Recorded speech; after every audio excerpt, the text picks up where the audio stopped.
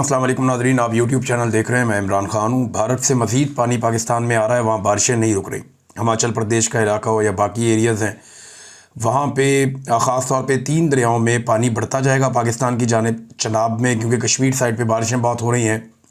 भारतीय पंजाब में भी बारिशें नहीं रुक रही। भारत में बहुत सारे इलाके डूबे हुए हैं, उनके वहाँ पर भी एक सैलाब जैसी सूरत हाल है। उनके शहरों और देहात के अंदर भी पानी जमा हो रहा है। अब उनके डैम्स के दरवाजे खुले और बड़ी मिकदार में जो कैशमेंट एरिया है वहाँ से बारिश हो रही है और पानी दरिया ब्यास के ज़रिए से दरिया सतलुज में और दरिया सतलुज से पाकिस्तान में दाखिल हो रहा है। जबकि दरिया रावी के अंदर भी पानी का रहला आगे की तरफ बढ़ रहा है और आने वाले दिनों में ये पानी कम होता हुआ दिखाई नहीं दे रहा। पाकिस्तान ने जो बंद तोड़े थे सैलाब के रास्ते में आने वाले, उनको तोड़ने की वजह ये थी कि पाकिस्तान कुछ हेड्स हैं हमारे, जिन्हें महफूज रखना चाहता था कि ये हेड बचे रहने चाहिए, इनका नुकसान नहीं होना चाहिए। और कुछ कीमती जगहें या शहरी आबादी उनको बचाया गया और देही इलाकों में पानी छोड़ा गया, खेतों में पानी छोड़ा गया। बहुत सारी फसलें और किसानों का बड़ा नुकसान हुआ उसकी वजह से। बाद औक़ात बड़े लोगों की जागीरें और मिलें भी अपनी बचाई गई। मरीम नवाज़ ने दावा किया कि मेरी कोई फैक्ट्री मिल होती तो मैं उसको डबो देती और आवाम को बचा लेती। लेकिन दूसरी तरफ लोग सबूतों के साथ वीडियोज़ डाल रहे हैं कि शरीफ ख़ानदान की शुगर मिल को बचाने के लिए कैसे किसानों की और आम लोगों की ज़मीनें और घर डबो दिए गए हैं। बाकायदा लोग वीडियोस बना के दिखा रहे हैं। ये कोई ऐसे मजाक नहीं है कि किसी ने मुंह से कह दिया, लोग सबूत दिखा रहे हैं कि ये बंद बांधे गए हैं, स्पेशली अभी बांधे गए हैं शरीफ ख़ानदान की शुगर मिल को बचाने के लिए। जबकि बाकी इलाके जो हैं उनकी तरफ बंद तोड़े गए हैं ताकि पानी वहाँ पर जाए और वो इलाके डूब जाए। तो ये बाकायदा लोग दिखा रहे हैं किसानों का बहुत नुकसान हो रहा है, देही इलाकों में ज़्यादा नुकसान हो रहा है और हुकूमत की जो तवज्जो है वो टिकटॉक्स की तरफ है। मैं आपको एक तस्वीर दिखाता हूँ। ये तस्वीर आप ज़रा गौर से देखें। इस तस्वीर में पूरी एक कहानी है। ये देखें, ये मरीम नवाज़ की तस्वीर है और टिकटॉक के लिए बनी है। इसमें एक बच्चा मरीम नवाज़ की गोद में है। इसको उठाया बच्चे को, ताकि गरीब का बच्चा उठाया इंप्रेशन अच्छा आता है। तो बच्चा उठाया हुआ, उसके साथ एक फ़ोटो बनाई, वीडियो बना रही है। इसमें आपको कुछ 1.5 दर्जन के करीब रेस्क्यू वाले नज़र आ रहे हैं। ये रेस्क्यू का अमला है, लगभग 18 के करीब लोग रेस्क्यू वाले यहाँ पे इससे 1.5 दर्जन के करीब इस वीडियो के अंदर है। वीडियो से बाहर पता नहीं कितने होंगे, यानी तस्वीर से बाहर कितने होंगे वो मैं नहीं जानता, लेकिन इस तस्वीर के अंदर इतने हैं। इस तस्वीर में जो कश्तियाँ आपको नज़र आ रही हैं ये 7 कश्तियाँ हैं। इनके अलावा और कितनी है यहाँ पर मरीम नवाज़ के लिए मुझे आइडिया नहीं है, लेकिन 7 कश्तियाँ और 1.5 दर्जन रेस्क्यू वाले ये कई घंटों से मरीम नवाज़ का इंतज़ार कर रहे थे। ये फ़ोटो आपको ये कहानी बता रही है कि एक औरत का टिकटॉक बनाने के लिए रेस्क्यू वालों को भी वहाँ रोका गया, कश्तियों को भी वहाँ रोका गया कि ये खातून आएंगी तो टिकटॉक बनेगा।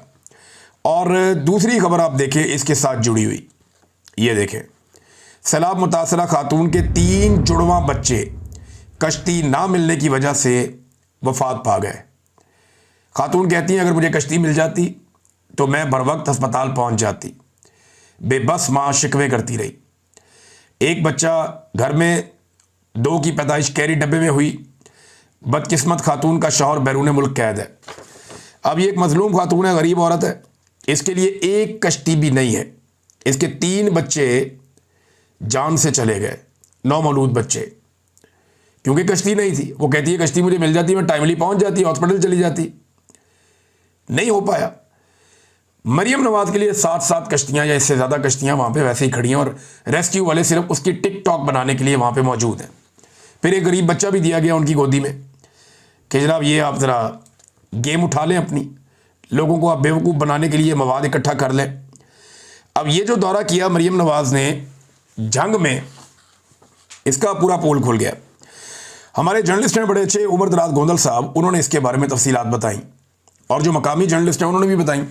मैं आपको सारा बता देता हूँ। एक तो ये उन्होंने बताया कि मरीम नवाज़ के दौरे के मौके पर कैंपों के अंदर जो कैंप बनाया गया वहाँ पे जो सामान रखा गया था वो आसपास की दुकानों से उधार उठाया गया था।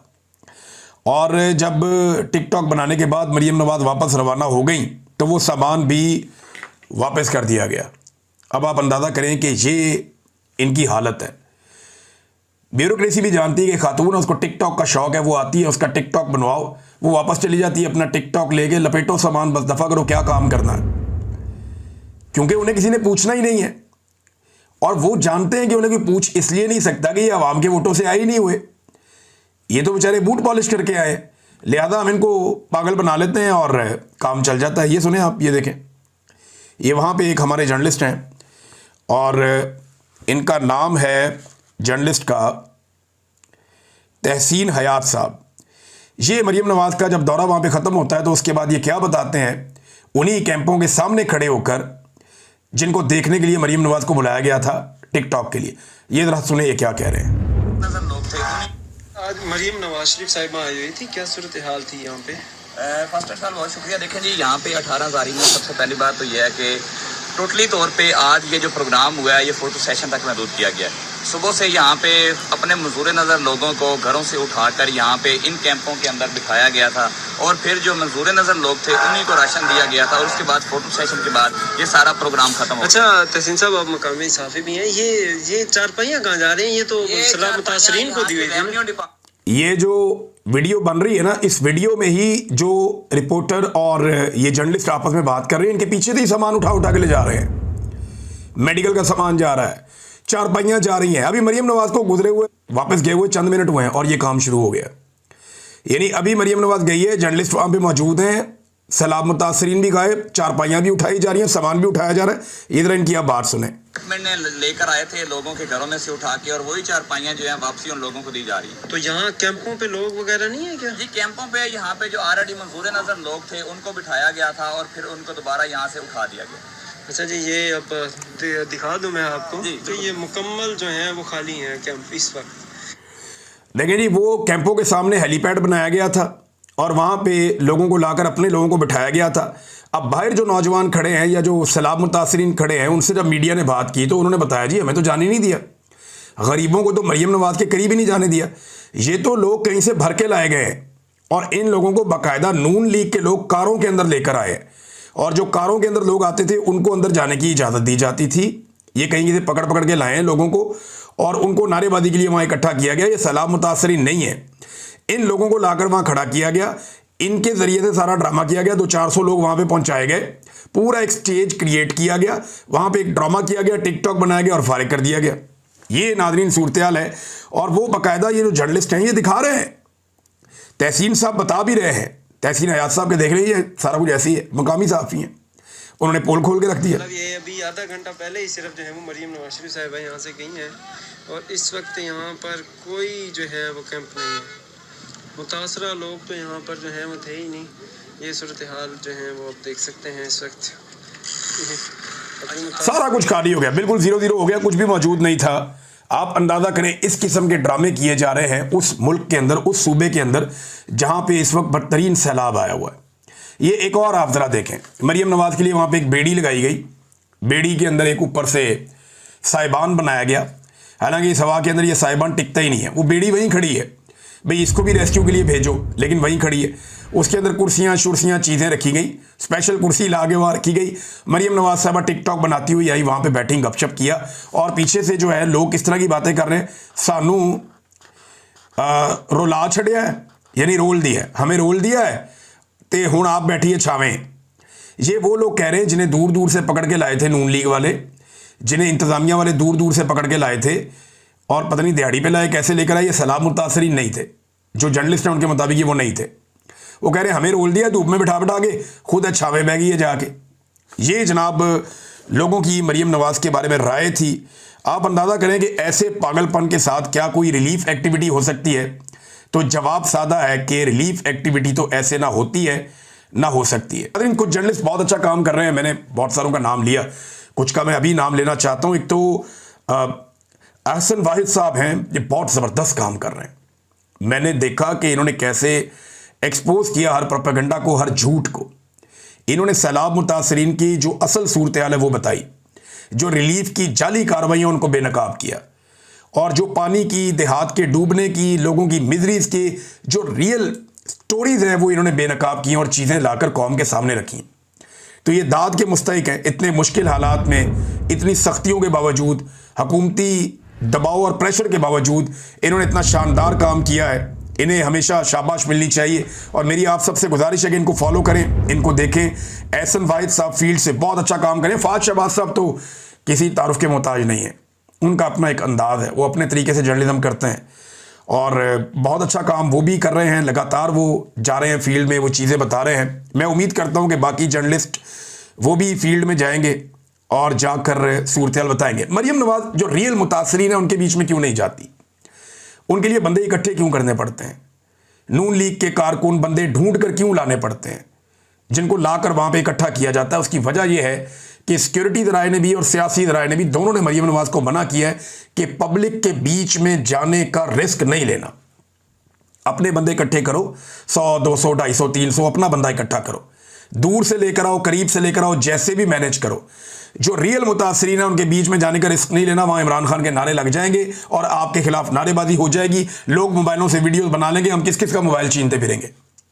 लिहाजा ये एक बहुत बड़ा पंगा है जिसकी वजह से लोग क्योंकि शदीद गुस्से में हैं तो मरियम नवाज पब्लिक के अंदर जाने से गुरेज कर रही हैं। उनको जाना भी नहीं चाहिए क्योंकि सिक्योरिटी की वजूहात भी होती हैं और ये आपको नज़र भी आ रहा है जो लोग आजकल गुस्से में हैं और जितनी तकलीफ में हैं लोग।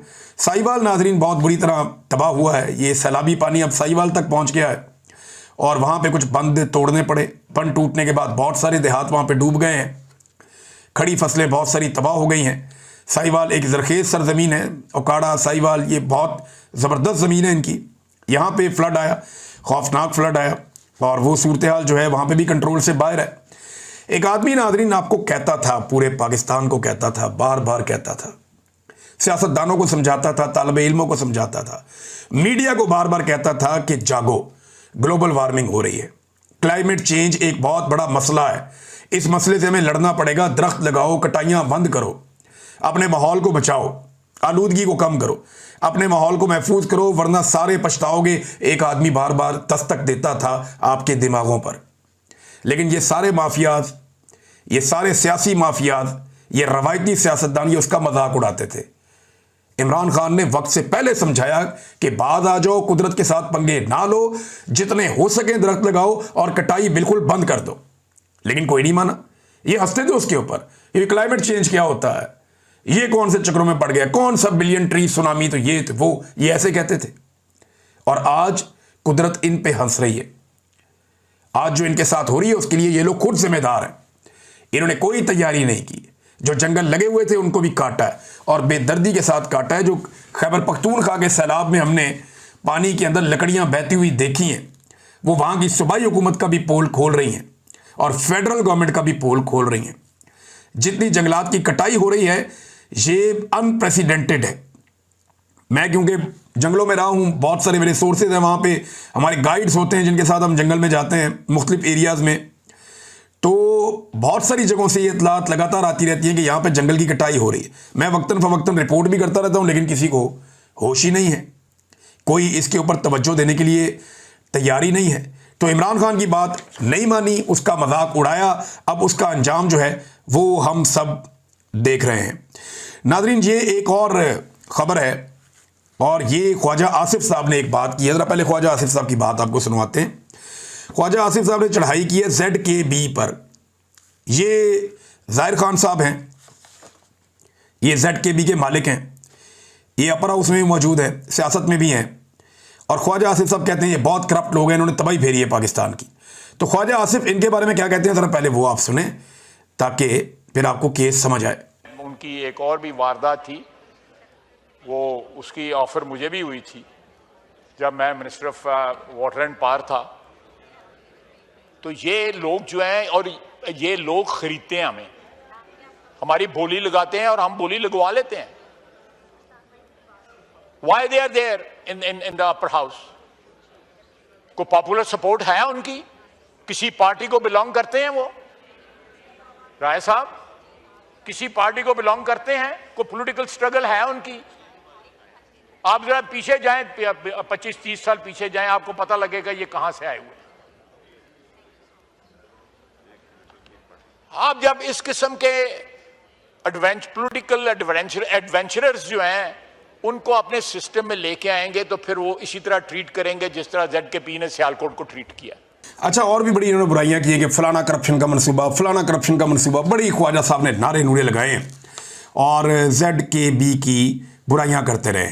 ज़रा अब ये देखते हैं कि ZKB ने कौन कौन से प्रोजेक्ट पंजाब में किए और शरीफ फैमिली ने इनसे कौन कौन से प्रोजेक्ट करवाए हैं।